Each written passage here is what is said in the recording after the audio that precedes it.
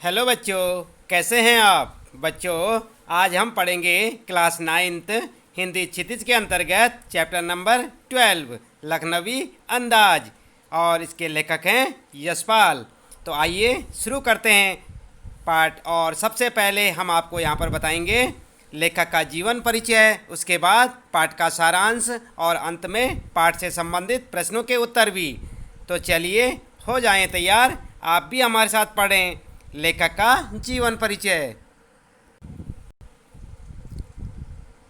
तो बच्चों आप ध्यान दें, यहाँ पर लेखक का जीवन परिचय चैप्टर नंबर 12 क्लास नाइन्थ। और इस चैप्टर के जो लेखक हैं इनका नाम है यशपाल। तो आइए जान लेते हैं यहाँ पर यशपाल का जीवन परिचय। आप देख सकते हैं यहाँ पर यशपाल का जन्म सन 1903 में पंजाब के फिरोजपुर छावनी में हुआ। प्रारंभिक शिक्षा कांगड़ा में ग्रहण करने के बाद लाहौर के नेशनल कॉलेज से उन्होंने बीए किया। वहां उनका परिचय भगत सिंह और सुखदेव से हुआ। स्वाधीनता संग्राम की क्रांतिकारी धारा से जुड़ाव के कारण वे जेल भी गए। उनकी मृत्यु सन 1976 में हुई। आप देख रहे हैं ना यहाँ पर, ये हैं लेखक यशपाल।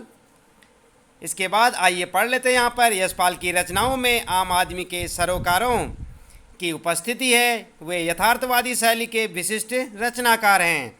सामाजिक विषमता, राजनीतिक पाखंड और रूढ़ियों के खिलाफ उनकी रचनाएं मुखर हैं। उनके कहानी संग्रहों में ज्ञानदान, तर्क का तूफान, पिंजरे की उड़ान, वादुलिया, फूलों का कुर्ता उल्लेखनीय हैं। उनका झूठा सच उपन्यास भारत विभाजन की त्रासदी का मार्मिक दस्तावेज है। अमिता दिव्या, पार्टी कामरेड और दादा कामरेड, मेरी तेरी उसकी बात उनके अन्य प्रमुख उपन्यास हैं। भाषा की स्वाभाविकता और सजीवता उनकी रचनागत विशेषता है। तो आइए, ये था इनका जीवन परिचय। अब जान लेते हैं पाठ के बारे में। यूँ तो यशपाल ने लखनवी अंदाज व्यंग यह साबित करने के लिए लिखा था कि बिना कथ्य के कहानी नहीं लिखी जा सकती, परंतु एक स्वतंत्र रचना के रूप में इस रचना को पढ़ा जा सकता है। यशपाल उस पतनशील सामंती वर्ग पर कटाक्ष करते हैं जो वास्तविकता से बेखबर एक बनावटी जीवन शैली का आदी है। कहना न होगा कि आज के समय में भी ऐसी परजीवी संस्कृति को देखा जा सकता है। तो ये था यहाँ पर पाठ के संबंध में। तो बच्चों आप ध्यान दें, हम पढ़ेंगे पाठ लखनवी अंदाज, जो कि यशपाल द्वारा लिखा गया एक व्यंग है और ये सामंती शैली पर एक कटाक्ष किया गया है। तो चलिए जान लेते हैं पाठ का सारांश। तो बच्चों आप ध्यान दें, आप भी हमारे साथ पढ़ सकते हैं। पाठ है हमारा लखनवी अंदाज और हम बता रहे हैं यहाँ पर आपको पाठ का सारांश। तो यहाँ पर आप देख सकते हैं, लेखक को पास में ही कहीं जाना था। लेखक ने यह सोचकर सेकंड क्लास का टिकट लिया कि उसमें भीड़ कम होती है। वे आराम से खिड़की से प्राकृतिक दृश्य देखते हुए किसी नए कहानी के बारे में सोच सकेंगे। पैसेंजर ट्रेन खुलने को थी। लेखक दौड़कर एक डिब्बे में चढ़े, परंतु अनुमान के विपरीत उन्हें डिब्बा खाली नहीं मिला। डिब्बे में पहले से ही लखनऊ की नवाबी नस्ल के एक सज्जन पालती मारे बैठे थे। उनके सामने दो ताजे चिकने खीरे तौलिए पर रखे थे। लेखक का अचानक चढ़ जाना उस सज्जन को अच्छा नहीं लगा। उन्होंने लेखक से मिलने में कोई दिलचस्पी नहीं दिखाई। लेखक को लगा शायद नवाब ने सेकंड क्लास का टिकट इसलिए लिया है ताकि वे अकेले यात्रा कर सकें, परंतु अब उन्हें ये बिल्कुल अच्छा नहीं लग रहा था कि कोई सफ़ेद पोश उन्हें मंझले दर्जे में सफ़र करता देखे। उन्होंने शायद खीरा भी अकेले सफ़र में वक्त काटने के लिए खरीदा होगा, परंतु अब किसी सफ़ेद पोश के सामने खीरा कैसे खाएं। नवाब साहब खिड़की से बाहर देख रहे थे, परंतु लगातार कनखियों से लेखक की ओर देख रहे थे। इसके बाद अचानक ही नवाब साहब ने लेखक को संबोधित करते हुए खीरे का लुत्फ़ उठाने को कहा, परंतु लेखक ने शुक्रिया कहते हुए मना कर दिया। नवाब ने बहुत ढंग से खीरे को धोकर छीले, काटे और उसमें जीरा, नमक, मिर्च बुरक कर तौलिए पर सजाते हुए पुनः लेखक से खाने को कहा, किंतु वे एक बार मना कर चुके थे, इसलिए आत्मसम्मान बनाए रखने के लिए दूसरी बार पेट खराब होने का बहाना बनाया। लेखक ने मन ही मन सोचा कि मियाँ रईस वजते हैं, यानी कि लगते हैं। यहाँ पर क्या है, लेखक ने मन ही मन सोचा कि मियाँ रईस बनते हैं, लेकिन लोगों की नज़र से बच सकने के ख्याल में अपनी असलियत पर उतर आए हैं। नवाब साहब खीरे की एक फांक को उठाकर होठों तक ले गए, उसको सूंघा। खीरे की स्वाद का आनंद में उनकी पलकें मूंद गई, मुंह में आए पानी का घूंट गले से उतर गया। तब नवाब साहब ने फांक को खिड़की से बाहर छोड़ दिया। इसी प्रकार एक एक करके फांक को उठाकर सूंघते और फेंकते गए। सारे फांकों को फेंकने के बाद उन्होंने तौलिए से हाथ और होठों को पोंछा, फिर गर्व से लेखक की ओर देखा और इस नायाब इस्तेमाल में थक कर लेट गए। लेखक ने सोचा कि खीरा इस्तेमाल करने से क्या पेट भर सकता है। तभी नवाब साहब ने डकार ले ली और बोले, खीरा होता है लजीज पर पेट पर बोझ डाल देता है। यह सुनकर लेखक ने सोचा कि जब खीरे की गंध से पेट भर जाने की डकार आ जाती है तो बिना विचार, घटना और पात्रों के इच्छा मात्र से नई कहानी बन सकती है। तो बच्चों, ये था यहाँ पर इस कहानी का सारांश। आइए देख लेते हैं यहाँ पर कठिन शब्दों के अर्थ। तो ये हैं आपके लिए कुछ कठिन शब्दार्थ, जैसे कि मुफस्सिल, इसका मतलब होता है केंद्र में स्थित नगर के इर्द गिर्द स्थान। उतावली का मतलब जल्दबाजी, और प्रतिकूल का मतलब विपरीत। आप देख सकते हैं यहाँ पर सफ़ेद पोश का मतलब भद्र व्यक्ति। अपदार्थ का मतलब अपदार्थ वस्तु जो होती है उसका मतलब होता है तुच्छ या छोटी वस्तु। और गंवारा न होना, मन के अनुकूल न होना। लथेड़ लेना मतलब लपेट लेना। एहतियात मतलब सावधानी। करीने से मतलब ढंग से। सुर्खी मतलब लाल। भाव भंगिमा क्या होती है, मन के विचारों को प्रकट करना, करने वाली क्रियाएं। और स्फुरन होता है पकड़ना। प्लावित होना मतलब पानी भर जाना। इसके बाद पनियाती, पनियाती का मतलब रसीली। तलब का मतलब इच्छा। मेदा का मतलब पेट। और सतृष्ण का मतलब इच्छा सहित। और तस्लीम का मतलब सम्मान में। सिर खम जाना, खम करना मतलब सिर झुकाना। तहजीब मतलब शिष्टता। नफासत स्वच्छता। नफीस बढ़िया। एब्स्ट्रैक्ट मतलब सूक्ष्म। शकील का मतलब आसानी से ना पचने वाला, नामुराद बेकार चीज़। और ज्ञान चक्षु ज्ञान रूपी नेत्र। तो बच्चों, ये था यहाँ पर हमने आपको जो बताया लखनऊ अंदाज पाठ का सारांश और कुछ कठिन शब्दों के अर्थ।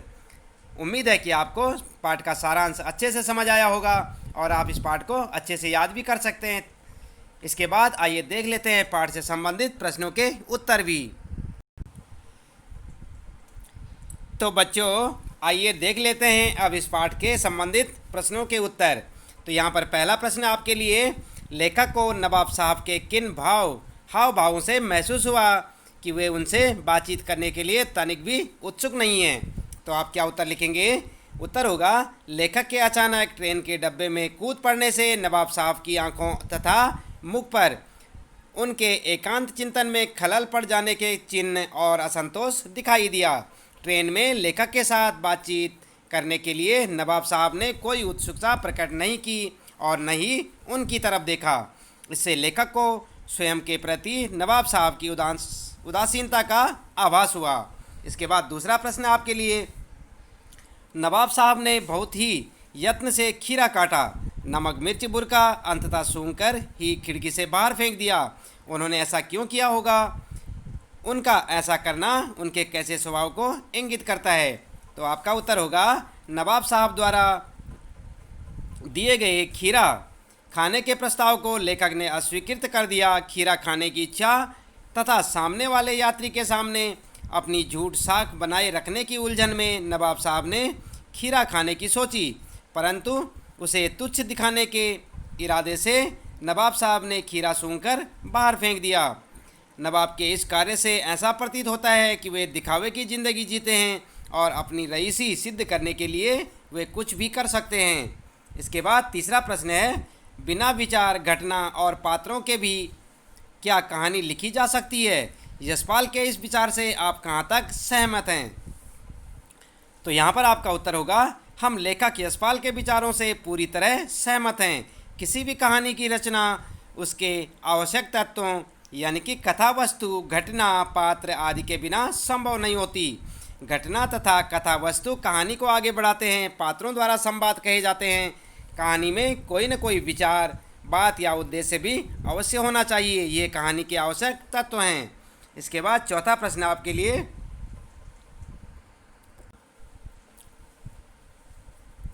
यहाँ पर चौथा प्रश्न आपके लिए, आप इस निबंध को और क्या नाम देना चाहेंगे? तो उत्तर होगा, इस कहानी का नाम झूठा दिखावा, नवाबी शान या आडंबर भी रखा जा सकता है, क्योंकि नवाब साहब ने अपनी झूठी शान शौकत को कायम रखने के लिए अपनी छोटी सी इच्छा को ही दबा दिया।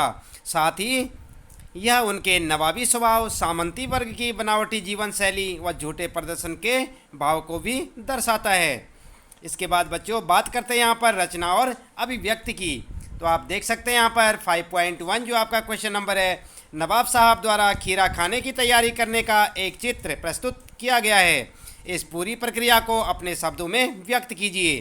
तो आप किस प्रकार से आप इसका उत्तर लिख सकते हैं? आपका उत्तर होगा, सेकंड क्लास के एकांत डिब्बे में बैठे नवाब साहब ने खीरा खाने की इच्छा से 2 ताज़े खीरे एक तौलिए पर रखे। सबसे पहले उन्होंने खीरे को खिड़की से बाहर निकालकर लोटे के पानी से धोया और तौलिए से साफ कर पानी सुखा लिया। फिर जेब से चाकू निकाला, दोनों खीरों के सिर काटे और उन्हें गोद कर झाग निकाला। फिर खीरों को बहुत सावधानी से छीलकर फांकों पर बहुत कायदे से जीरा, नमक, मिर्च की सुर्खी बुरक दी। इसके बाद एक एक करके उन फांकों को उठाया, उन्हें सूंघकर खिड़की से बाहर फेंक दिया। इसके बाद पांचवा प्रश्न आपके लिए 5 पॉइंट जो यहाँ पर जो है 5.2 का जो क्वेश्चन आपके लिए, किन किन चीज़ों का रसास्वादन करने के लिए आप किस प्रकार की तैयारी करते हैं? तो आपका उत्तर होगा, हम खीर का रसास्वादन करने के लिए उसे अच्छी तरह से एक कटोरी में परोसते हैं। उसके ऊपर काजू, किशमिश, बादाम, पिस्ता डालकर अच्छी तरह से उसे सजाते हैं और फिर उसका स्वाद लेते हैं। अगला क्वेश्चन है 6वां क्वेश्चन आपके लिए, क्वेश्चन नंबर 6। खीरे के संबंध में नवाब साहब के व्यवहार को उनकी सनक कहा जा सकता है। आपने नवाबों की और भी सनकों और शौकों के बारे में पढ़ा सुना होगा, किसी एक के बारे में लिखिए। तो आप क्या लिख सकते हैं? पाठ में प्रस्तुत खीरे के प्रसंग द्वारा नवाब के सफ़ेदपोश जीवन का पर्दाफाश किया गया है। इससे उनके सनकी व्यक्तित्व का ज्ञान होता है। ऐसे ही एक सनक यह भी हो सकती है, जैसे कि नवाब अपनी शान और शौकत के लिए पैसे लुटाने से बाज नहीं आते हैं, फिर चाहे उनके घर में पैसों की तंगी ही क्यों न हो, पर बाहर से खूब पैसे लुटाते हैं। इसके बाद 7वां प्रश्न आपके लिए, क्या सनक का कोई सकारात्मक रूप हो सकता है? यदि हाँ तो ऐसी सनकों का उल्लेख कीजिए। आप उत्तर लिखेंगे, सनक के 2 रूप होते हैं, एक सकारात्मक, दूसरा नकारात्मक। जहाँ एक और नकारात्मक सनक किसी व्यक्ति को समाज में हंसी मजाक का पात्र बना देता है, वहीं सनक का सकारात्मक पक्ष उसे रातों रात प्रसिद्ध कर देता है। जैसे मदर टेरेसा को सनक थी गरीब और बेसहारा लोगों की मदद करने की। महात्मा गांधी को सत्य और अहिंसा के बल पर देश को आज़ादी दिलाने की सनक सवार थी।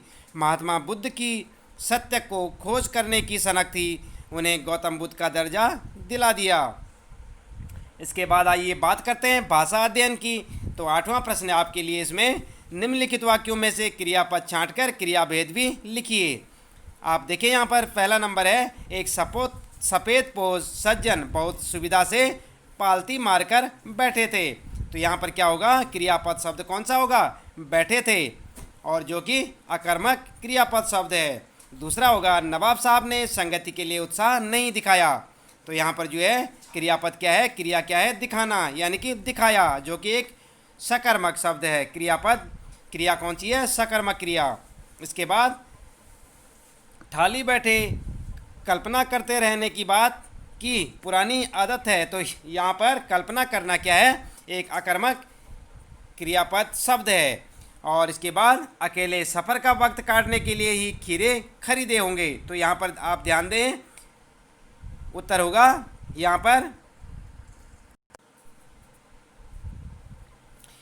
पर जो है खरीदना जो है एक क्रियापद शब्द है। तो यहाँ पर होगा खरीदे होंगे, जो कि एक सकर्मक शब्द है।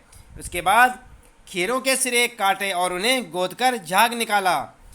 तो यहाँ पर क्या है, काटना क्या है, एक क्रियापद शब्द है जो कि सकर्मक क्रिया का रूप है, और गोद कर झाग निकाला सकर्मक क्रियापद है। उसके बाद छठवां है, नवाब साहब ने सतृष्ण आंखों से नमक मिर्च के संयोग से चमकती खीरे की फांकों की ओर देखा। तो यहाँ पर जो है क्रियापद क्या है, देखना, यानी कि देखा, जो कि अकर्मक क्रिया का रूप है। और सातवां है, नवाब साहब खीरे की तैयारी और इस्तेमाल से थक कर लेट गए।